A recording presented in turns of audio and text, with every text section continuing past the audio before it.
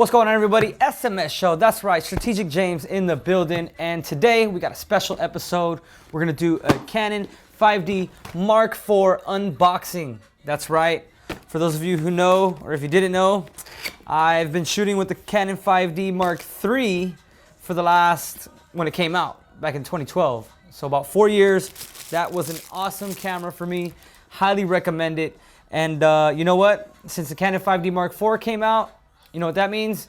The Canon 5D Mark III is going to be lowering in price. It shoots full frame HD video in 24, 30 frame, and does 60 frames per second for that cool slow-mo effect at 720p. Which a lot of people will say, you know, 720 isn't up to par, but I mean, I've shot it, the Canon 5D Mark III in 720, and it worked fine. Here we are. I know there's a lot of other YouTube videos out there, but hey, why not watch another one to see the actual unboxing? Because you know what? I don't think I actually saw one. This camera just came out about last week. The date is September 29th. And from what I've seen in some of the other videos, this camera weighs a little bit less than your Canon 5D Mark III. Go ahead and zoom in on that, Andrew. What do you see? What do you see? This is the body. Looks fairly similar to the Canon 5D Mark III. That's pretty legit. It's nice and crispy. I actually just sold my Canon 5D Mark III for $2,000 with a lens.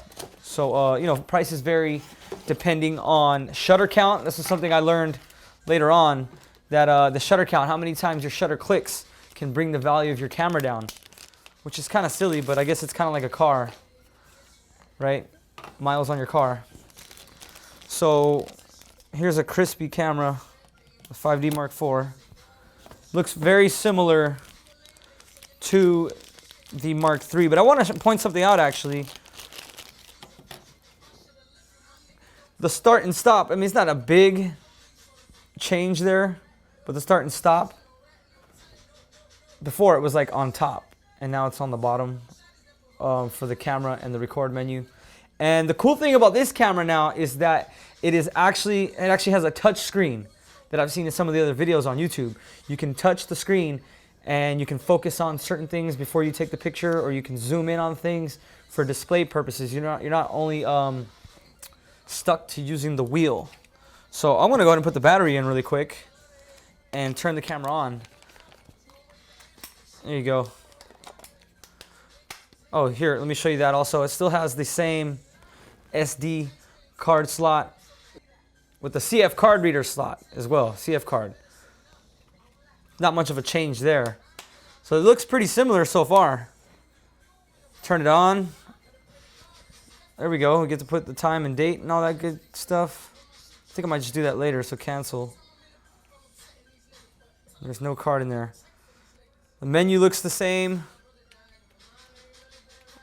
You know, I'm going to be playing around with this camera and experimenting with it. So, I mean, just to wrap up, I also wanted to just really quick talk about the features of the camera, because I feel like this camera is not getting enough credit for what it's doing.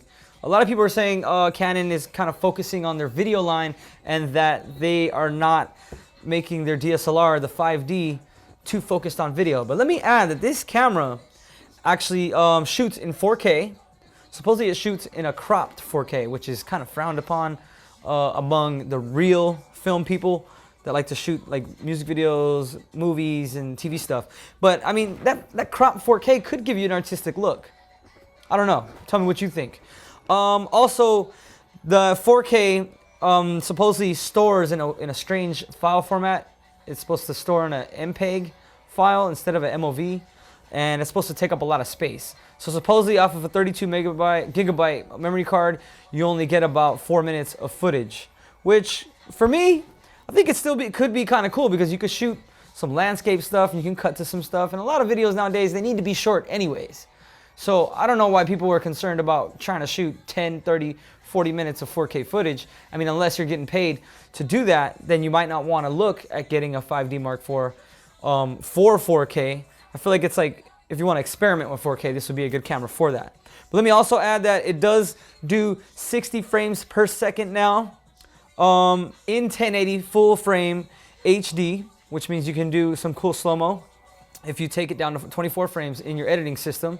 And it also does 120 frames per second at 720. So it's a little bit of a jump in the video section of the camera. And that's kind of why I bought it, because I want to be able to do that. I want to be able to shoot in 120 frames. So that's pretty much it, the unboxing of the camera. It retails at $3,500 plus tax. I think it came up to $3,800 for me. I'm looking forward to using it. It's supposed to have a lot of extra features like the touchscreen and dual autofocus. So what do you think? Is this a camera that you're going to get? Are you going to pass on it? Let us know what you think. Put your comments below. Follow me. Subscribe to the channel. And we'll catch you on the next one.